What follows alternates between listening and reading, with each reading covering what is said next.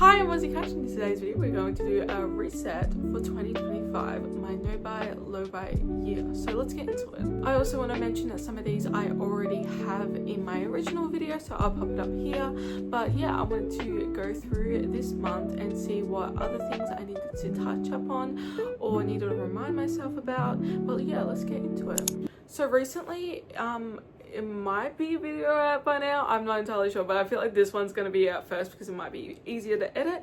But I am getting into makeup recently and I need to stop buying makeup, so no makeup for at least June, and I'm hoping that habit just trickles over time to December and by the end of the year, so the next 6 months.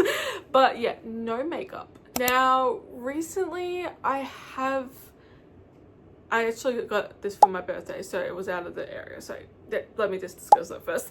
And I had events from last year I planned for this year that were out of my area. So what I need to do is, if I was planning on an event or if someone wanted to purchase something for an event for me, making sure it's in my area instead of like going to the, what is it, capital city. I don't know if you know what, do other countries have capital cities? It's basically the main city of a state. I'm not entirely sure how it works for other people, but we have capital cities here.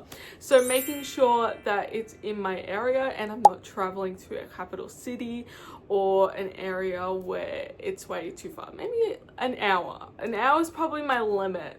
2 hours, it's not happening. But yeah, so making sure if there's events or things I want to go and do, it's in my area. Now, I'm pretty sure this one's from my previous video that I made at the beginning of the year, but try before I buy. I have bought things this year, and don't get me started. I feel like it's not also on my list that I'm reading from. I go into shops and sometimes I'll buy things because, oh my god, they're on sale. And then I find that it doesn't fit me or anything like that, or it's just something's wrong off about it, so I got to try before I buy. And I don't have this one on my list, but definitely not buying things because they're on sale. On sale still means spend your money, so please, if anyone's out there, make sure that you, just because things are on sale doesn't mean you have to buy them. Yeah. Yeah. Another thing is, which I've been doing really well with, is use what I have, except when it comes to makeup. I recently got into makeup this year. Like, I got my mascara, I got my lips done. Not done, you know what I mean. I got my lips, makeup on my lips. But yeah, I want to make sure that I use what I have.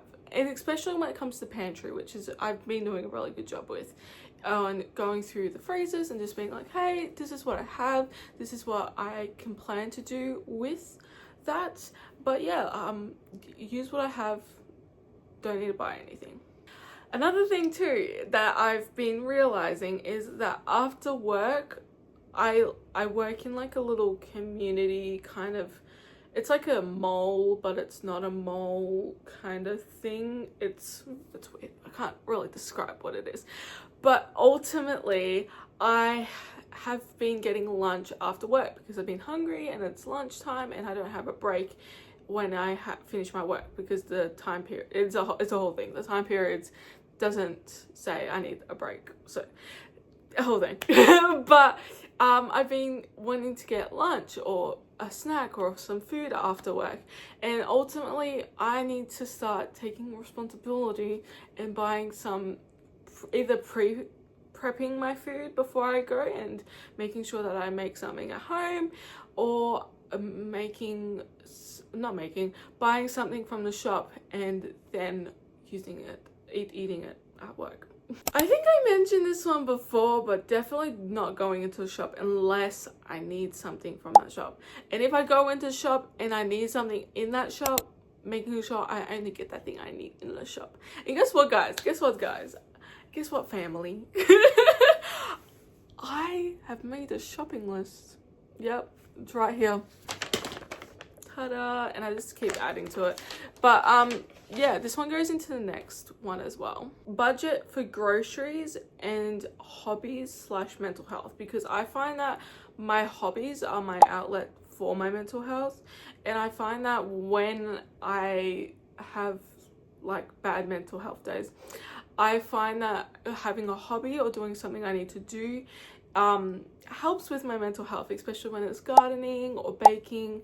What else? I feel like that's the main two ones, but definitely making sure I have that budget for that as well, because I feel like money to me is a way to, I spend it for my mental health in a way. So I find that I need to just make sure that I'm putting a little bit of money aside just in case if I need a mental health day.